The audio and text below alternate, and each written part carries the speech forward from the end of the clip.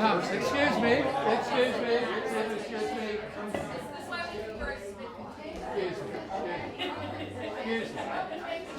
Excuse me.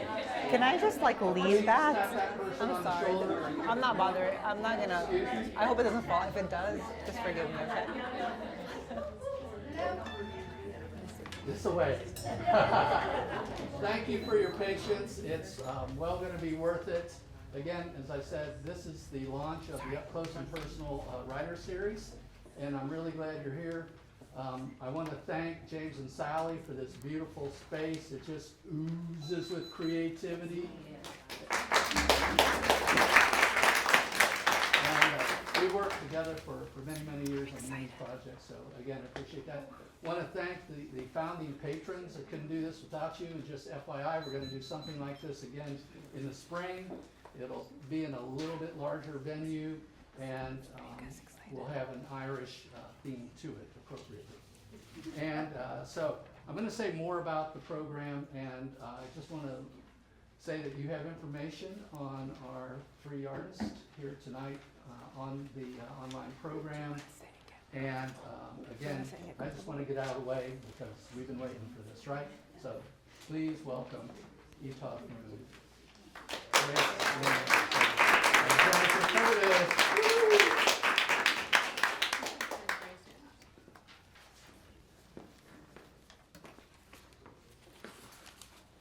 Thank you guys all for being here. Just wanted to thank you guys for coming out and for celebrating music, storytelling, and different cultures and ethnicities coming together to create something beautiful and relatable. So I hope you guys enjoy tonight. I will be reading from my novel, Evil Eye. The novel is a woman's journal entry mixed with storytelling, and I'm going to be cherry picking journal entries from the novel to read alongside the beautiful music. So I hope you guys enjoy it.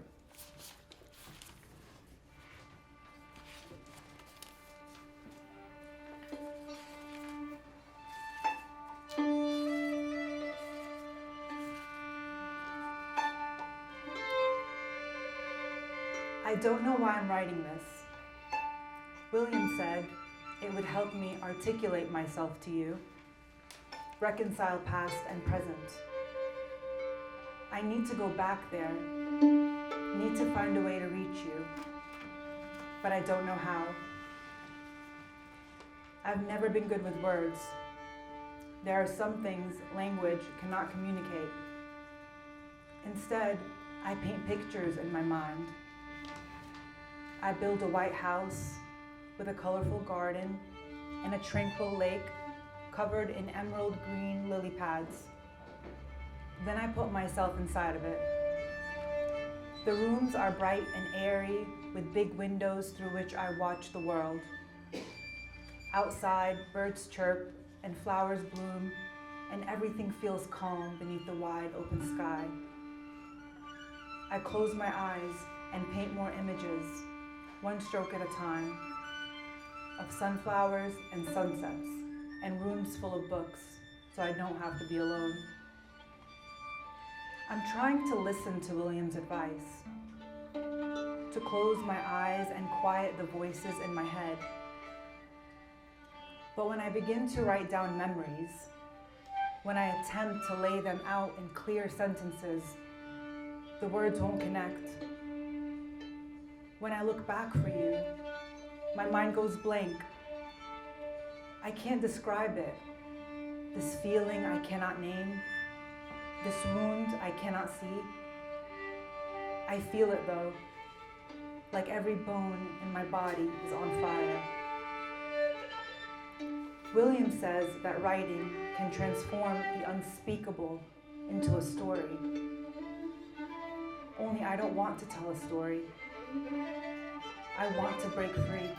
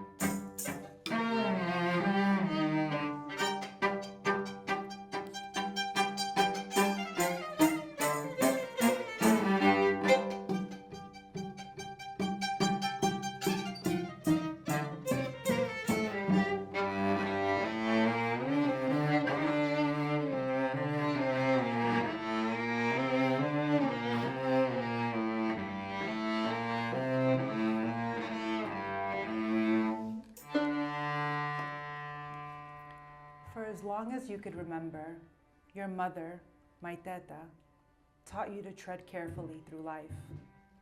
Teta said in Arabic, bad luck lurks everywhere.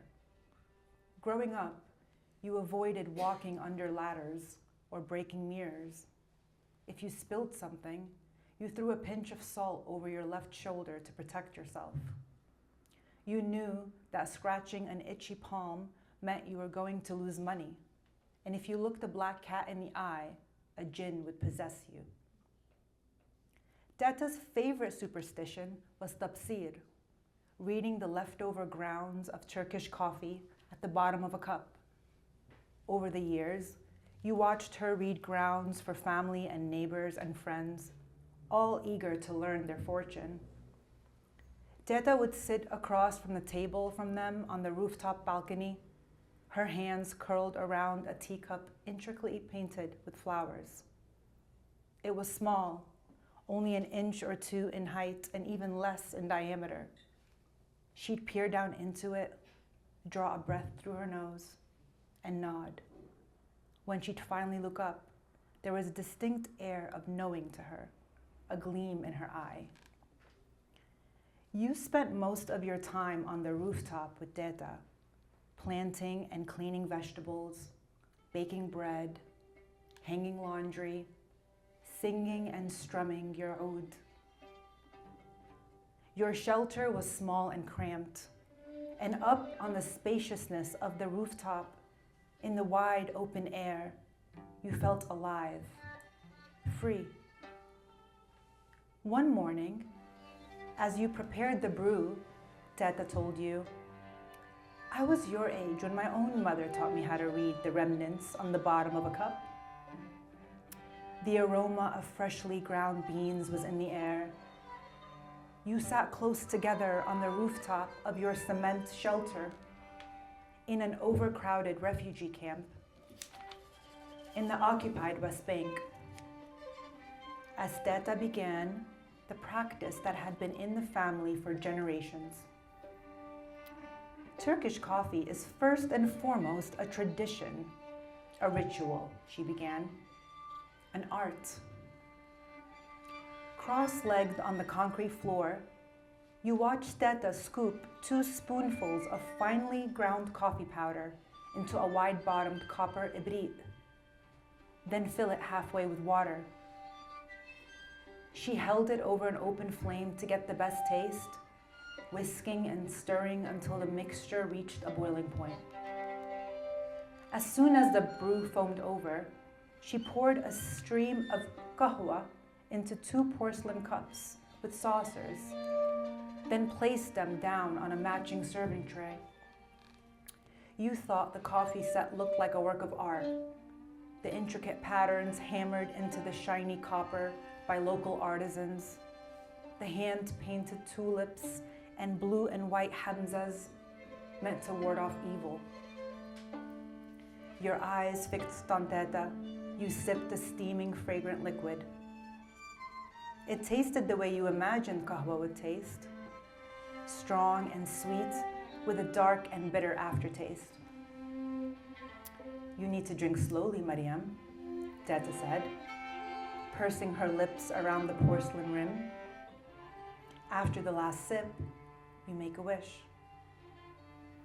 You followed her lead, drinking from the side so the sediment stayed loose until your cup was empty. When Teta finished her own cup, she placed a saucer over the rim and flipped it upside down. As you waited for the coffee dregs to dry, you sang and strummed your oud, your fingers plucking the strings of this ancient instrument, while your mother hummed along. Eventually, she turned the cup upright and you both peered inside, studying the dark, grainy streaks like reading a treasure map. You have to be careful, Teta said, her voice serious. It's bad luck to read your own cup, unless it's for practice.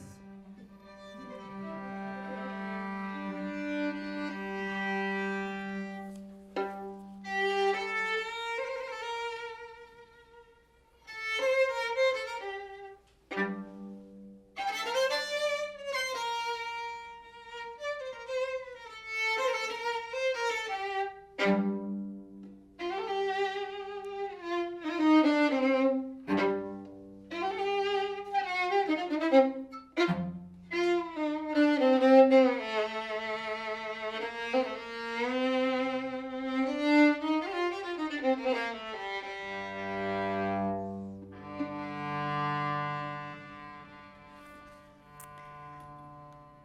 bad luck to read your own cup unless it's for practice.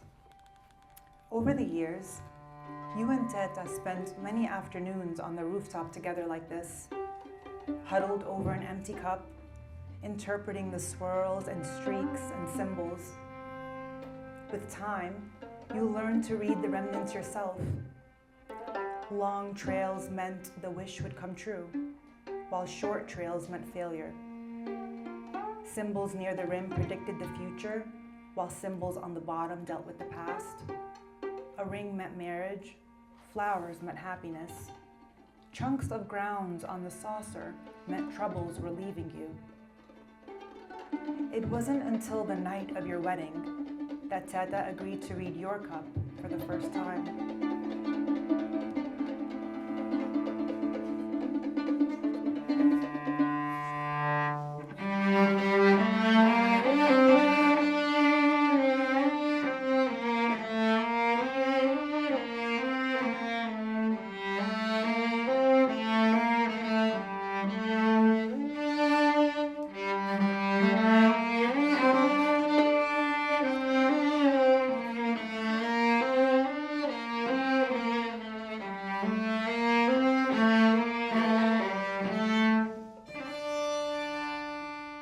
Once again on the rooftop, Teta placed the coffee set in the same arrangement. The ibidi in the center of the tray, the well-worn cups on both sides. You sipped your kahwa slowly, your fingers trembling, noticing a thin crack down the side of your cup. After the last sip, you swirled the sediments around the walls, then flipped the cup face down on the saucer. Teta placed your wedding ring on the top of the cup, her hands fumbling at the fabric of her thob. You watched her with great anticipation, wondering how you'd make it through the 10 minutes it would take the dregs to dry. Your mind wandered to a life beyond this camp, where you would spend your days doing something you loved, like singing. Someplace where the neighbors wouldn't be watching your every move, waiting for you to get pregnant, chopping vegetables and gossiping, judging every decision you made. Someplace where you felt more free. It should be dry, Teta said, flipping the cup over at last. You blinked your dreams away, inhaled a deep breath. This is it, you thought, a new beginning. But when Teta glanced down at your cup, you knew instantly that something was wrong. She tilted it, frowned, then pulled the cup close to her face, uncharacteristically silent. She'd rarely needed more than a few seconds to interpret the symbols, and her seeming reluctance now filled you with dread.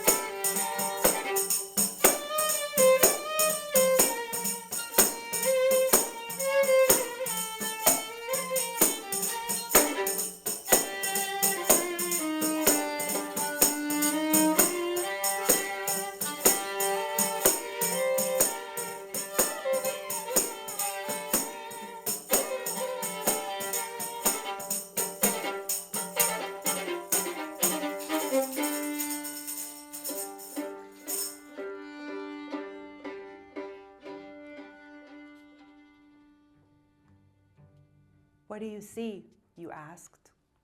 Will I be a singer in America? Will I be happy?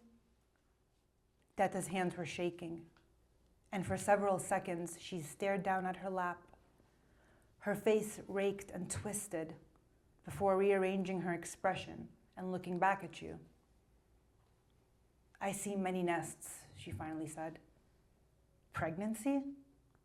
Yes, Teta said. Many children.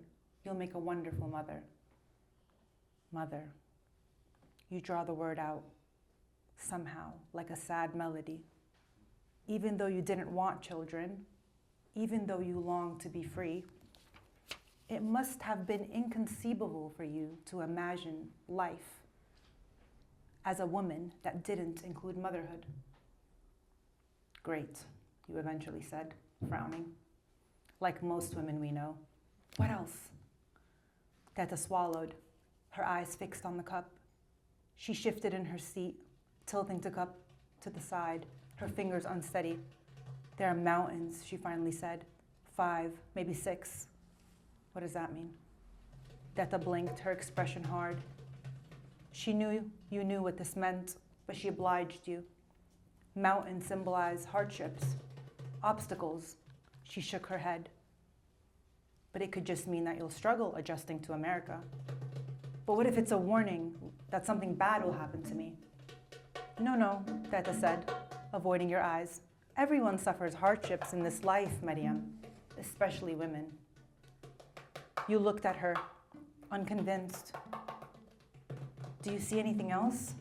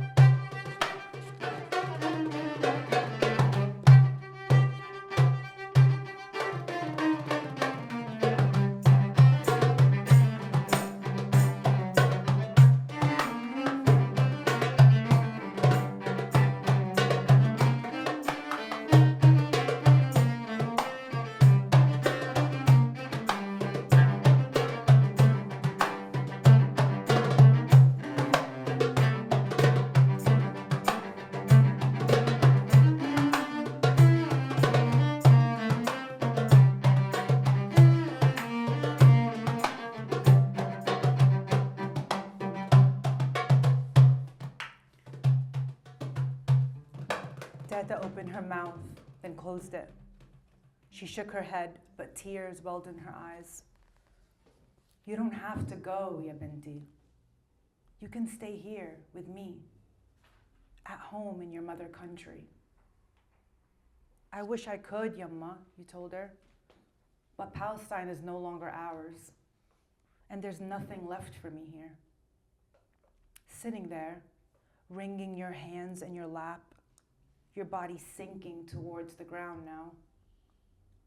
You felt an old darkness grow and spread through you, as if your soul were suffocating in tar.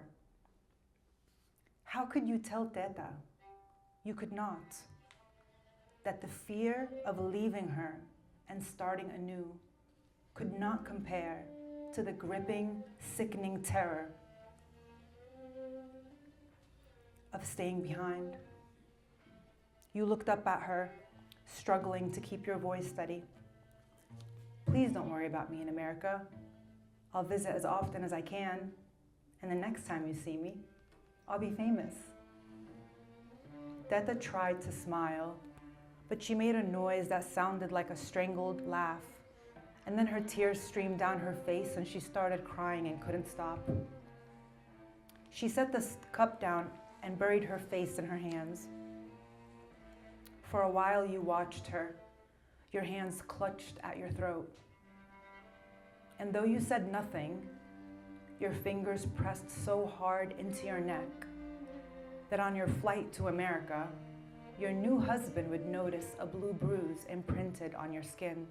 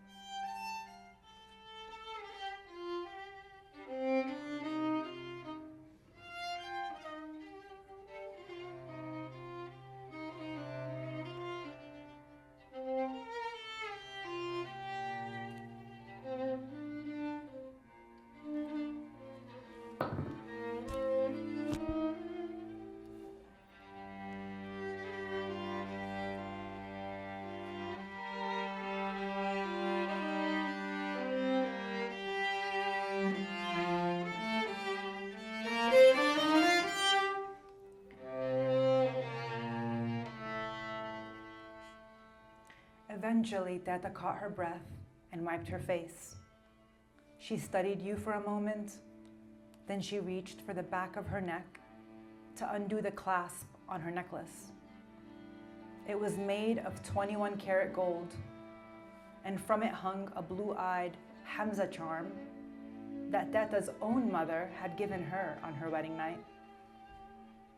Teta brushed your hair to one side, kissed your forehead. Then she pulled you into her, your face pressed hard against her chest, then released you. Slowly, she hung the necklace around your neck, whispering, "Take this, ya binti. It will always protect you."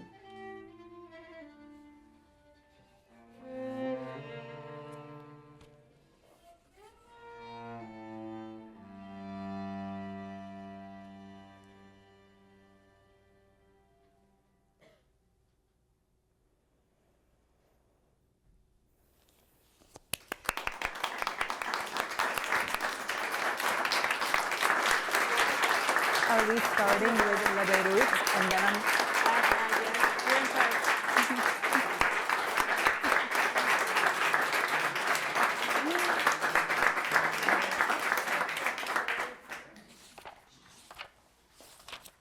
Some of the songs that we're playing are actual songs that Itaf heard growing up, that her parents heard growing up, that her parents' parents heard growing up. So we were able to adapt them to the configuration of violin and cello, since that's what Rand happened to discover as a possible medium to help portray the stories that Itaf is telling. And the first piece you heard that followed her words of Yara's journal is something that I wrote many years ago, and I actually improvised it and recorded it, memorized it, and then I took out one of the parts from the recording so that I could play it live. So I'm playing a piece that I memorized that I once improvised alone. And the words that she chose to mirror or reflect the emotional story of my piece are spot on, though I intentionally did not tell her the background of that piece and how it was conceived and what I was going through in my interior world. But it, you know, Rand, you were right in selecting these three humans to communicate together. There's an obvious synergy and an understanding of this, as your character says, the language that is not sufficient is the words in some ways, and so, well, not in your case with text, but the use of music Yes, to share the depth of the meaning. absolutely. And her piece was called Death Valley. If you guys want to search it up and listen to it, it's beautiful.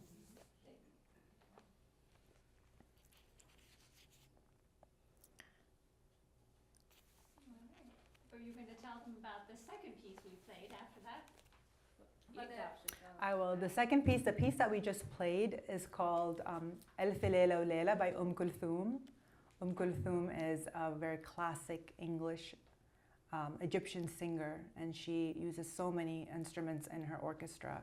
And my grandparents listened to her growing up, my parents listened to her growing up, and so when I was growing up, she was a legend. And they played her in cassettes in the car, and just listening to her music, just it just brings me right back to my childhood and back to those moments with my parents. It's amazing what music can do, how it can transport us and make us feel so alive. So I'm so grateful for Grace and Jen for learning Kulthum's melody within days. So that takes a lot of talent. So please give it up for them one more time.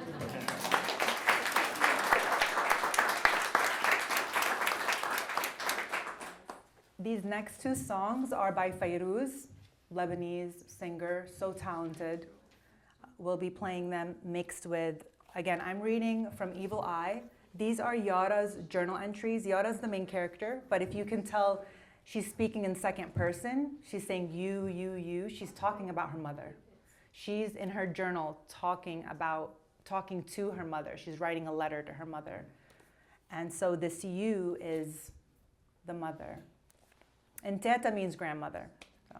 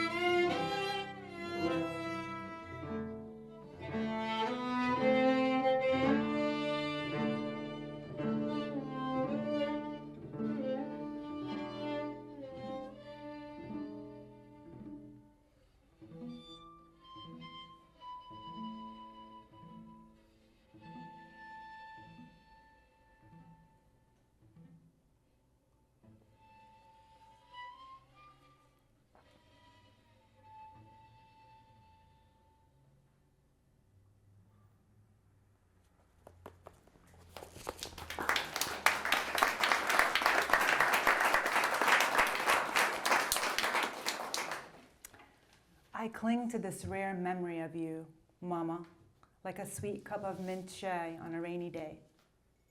You spring out of bed, bright-eyed and playful, your mouth stretched into a smile. You pull up the shades one by one, allowing the sun to spill through the house, the darkness receding like a shoreline. You bathe, then draw fresh kuhl around your eyes and put on a new dress. A bright cherry red with ruffled sleeves that fall slightly off your shoulders. Your blue eyes, like the hamza around your neck, flicker.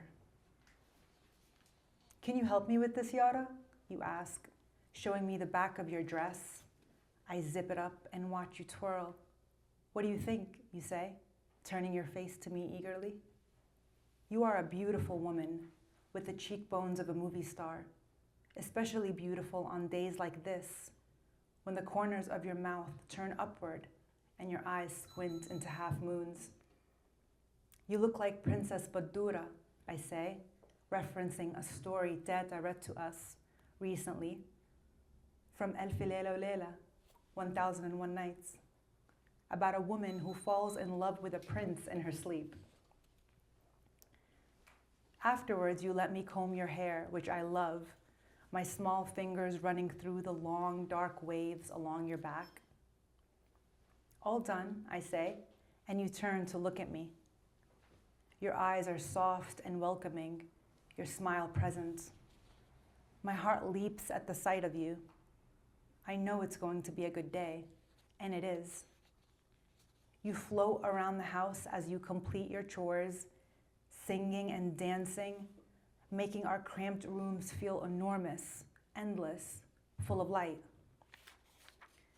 You sing as you mop the linoleum floor and rinse the rag in the sink. You sing as you chop vegetables for dinner. You even sing while my brothers bicker with one another, as if you are a balloon soaring and nothing can bring you down. Go see what he's crying about, you tell me, when Yazan shouts that he's peed on himself.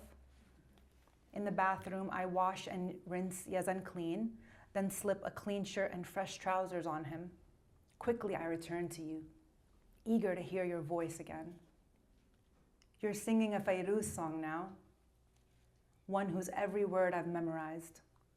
I watched you from the kitchen doorway, mesmerized. Do you remember the last time I saw you, you sing? Do you remember the last word you said? Noticing me standing in the doorway, you reach for my hands, cupping your painted fingers gently around mine. Together we swirl around the kitchen. A gust of happiness puffs through the room as your voice swirls around us like a magic chant, casting a spell. While dinner is simmering on the stove, we bake a vanilla cake using Tata's recipes. I help you sift the flour, crack the eggs, pour the thick batter into a wide aluminum pan.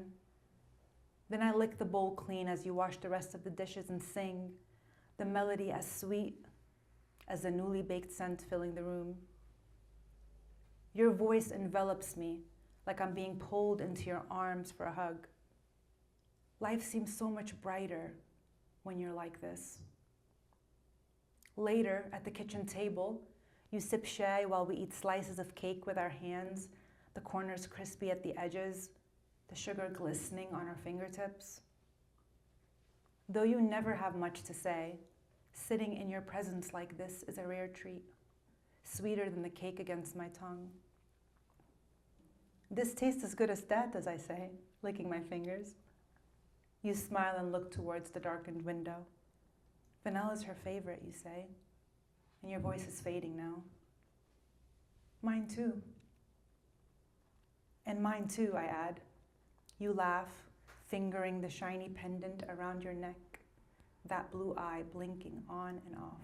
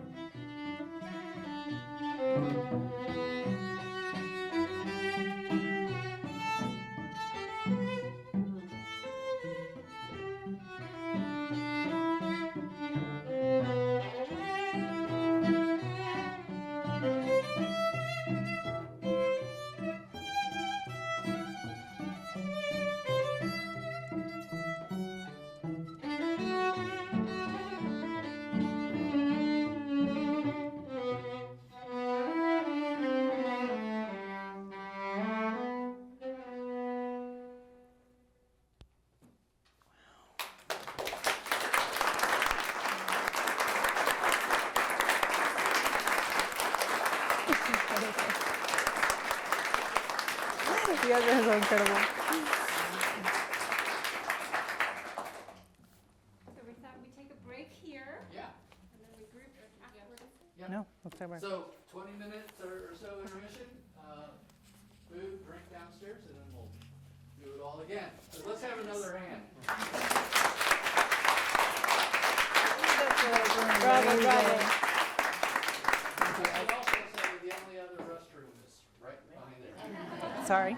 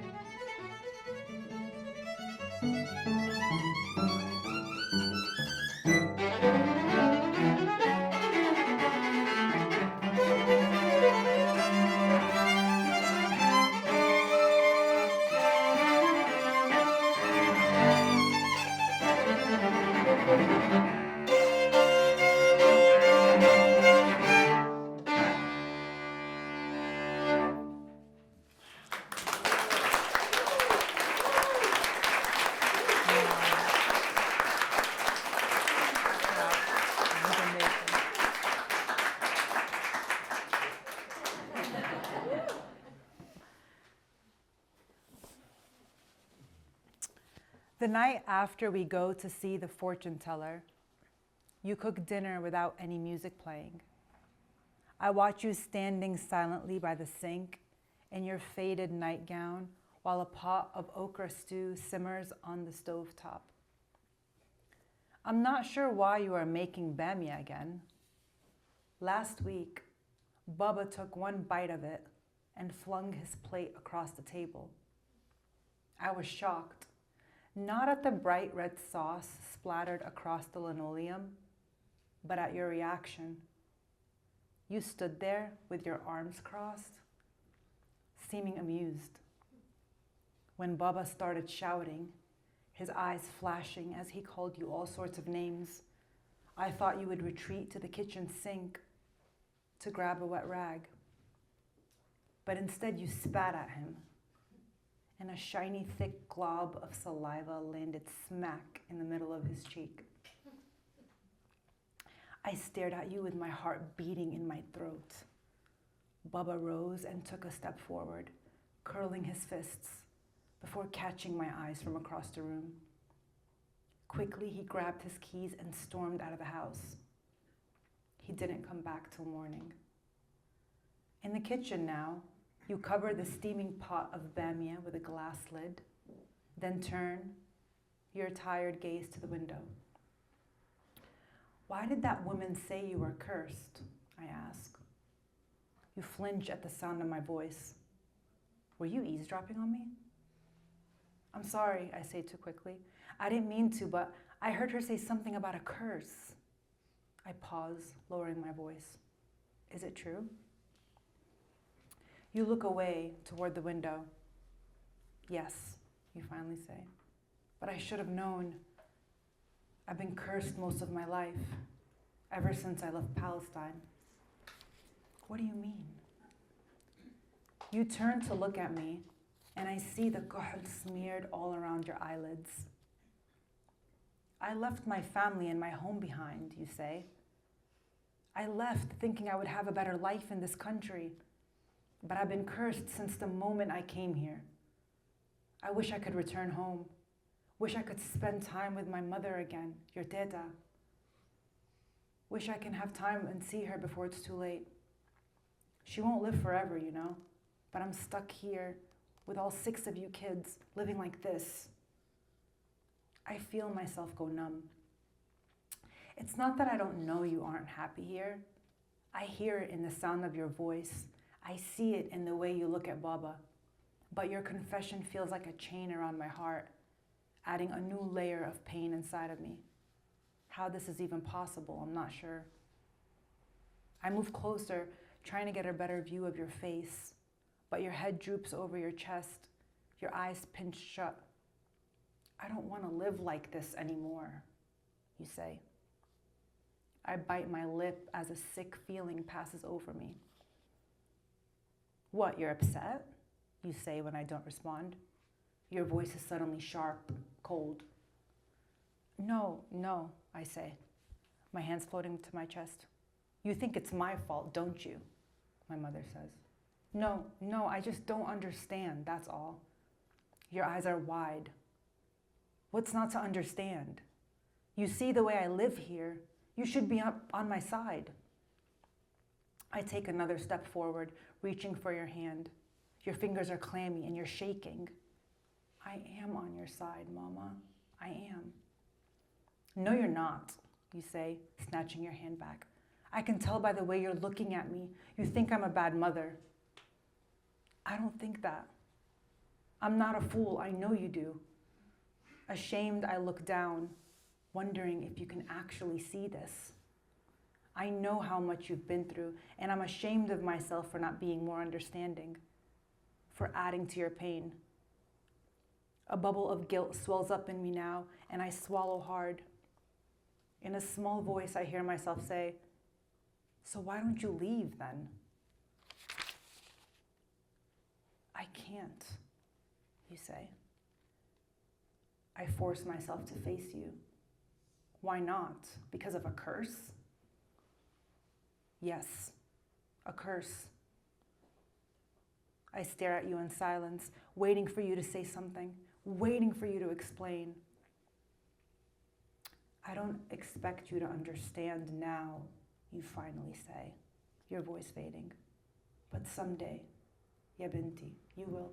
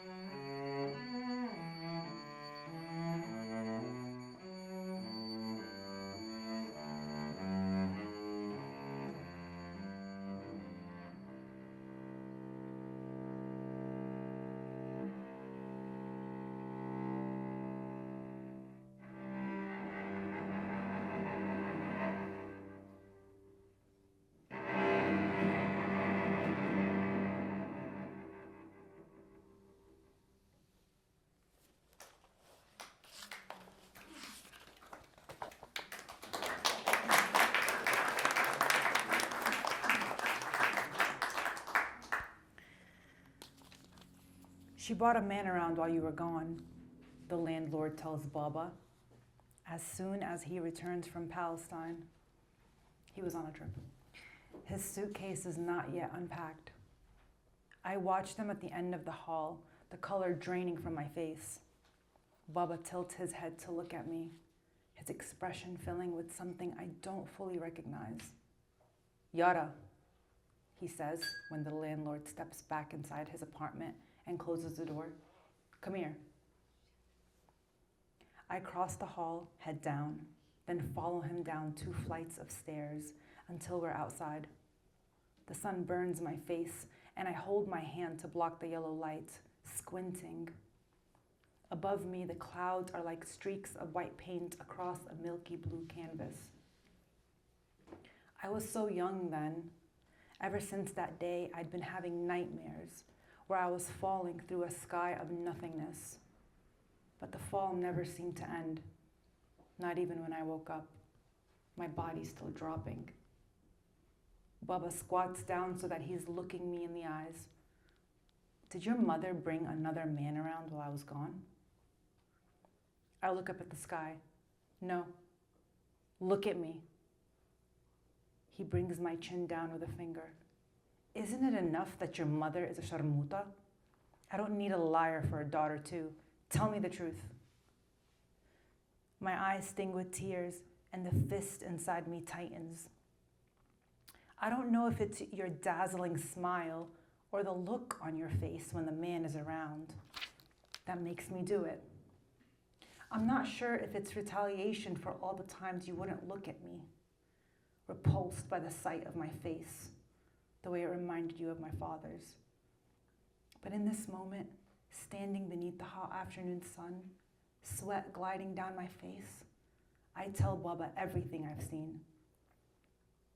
When Bubba beats you that night, he makes no effort to conceal it from us. My brothers bury their faces in my lap as we listen to the sounds from the next room. My heart balloons in my chest until I can hardly breathe. I cover my brother's ears and hum a Fairuz melody to drown out your sobs. What did you expect? You roar, your voice overpowering the music.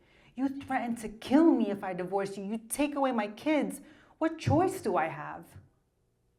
I hum the tune a little louder, rocking back and forth gently. You forced me to live a life I don't want. This isn't a life worth living. I start to sing.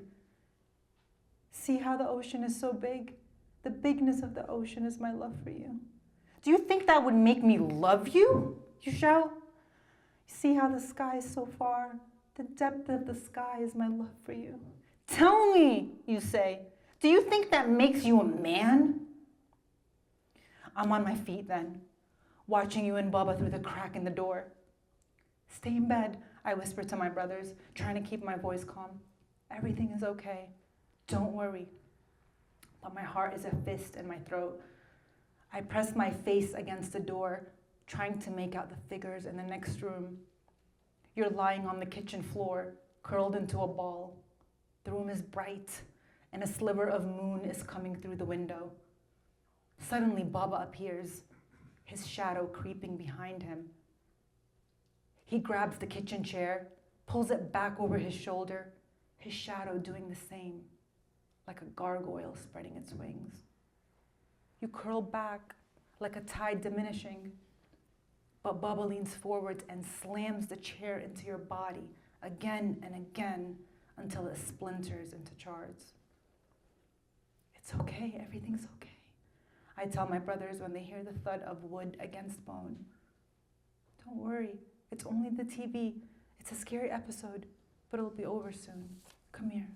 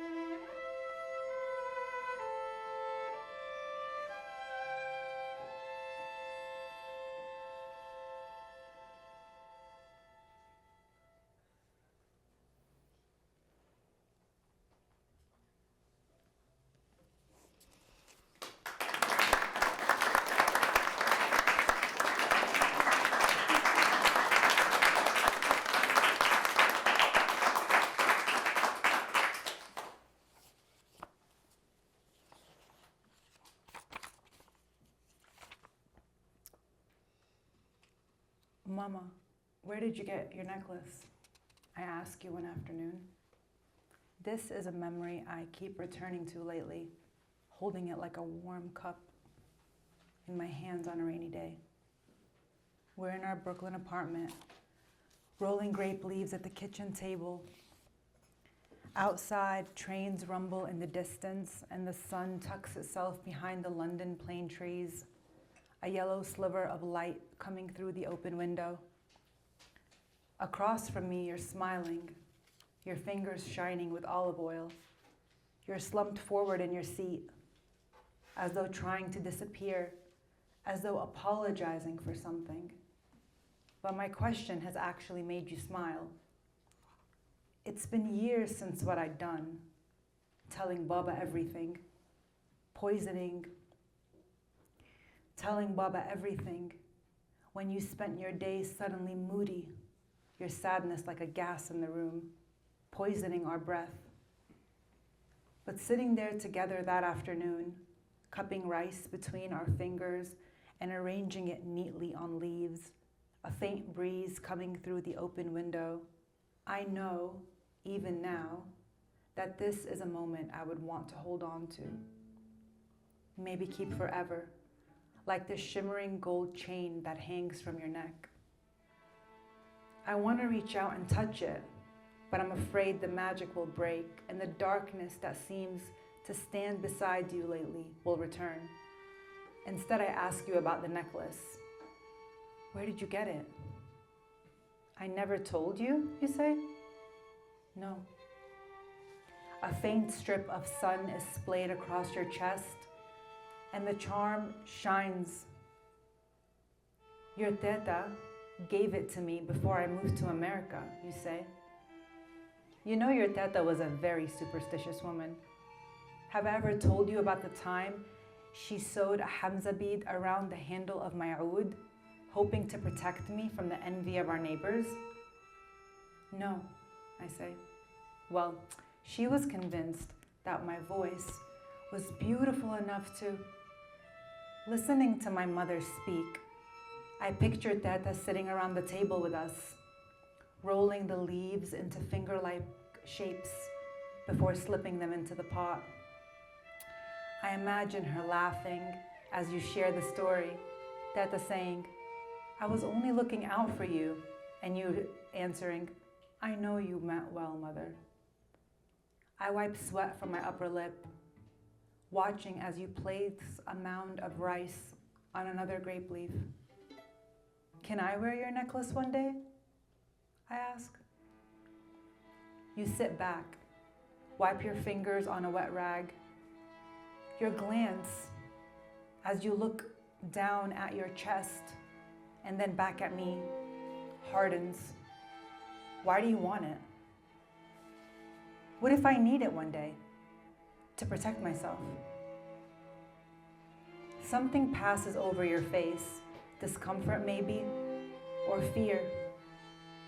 You don't need a charm for protection, you say. I don't? Your eyes well up and you don't respond. Will you protect me then, Mama? You shake your head, touching the end of the wet rag. In a near whisper, you say, I'm sorry, Habibti, but I'm afraid I can't. As you pick up another spoonful of rice, I can feel my face burn beneath the harsh kitchen light. In the sudden silence, while we continue to roll the leaves, you say quietly, I'm afraid. I'm afraid I can't teach you the things you need because I haven't learned them myself. My mother couldn't teach me because she'd never learned either. And you pause, your face crumbling. That will always be my biggest regret, not knowing how to protect you. Instead, I only know what it is to be cursed. That moment when you look down into your lap, discreetly wiping tears from your eyes, I have an urge to put my arms around you, but I can't move. I'm sorry, ya binti, you say. I wish I could go back and do things differently. You pause for a moment, then look at me. But I know you will.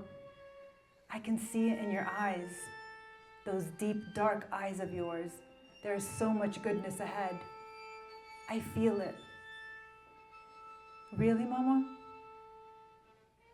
You nod, a faint smile brightening your face. One day, you'll do things better than we did.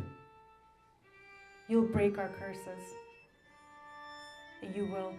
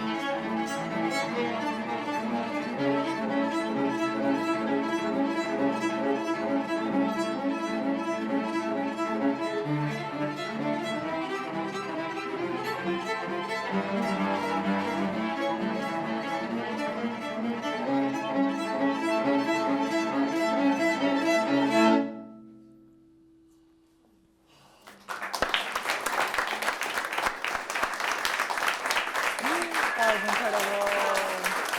Bravo. Bravo, that was incredible. I'm so proud of you. You guys want a picture? Do you guys want to post our picture? What?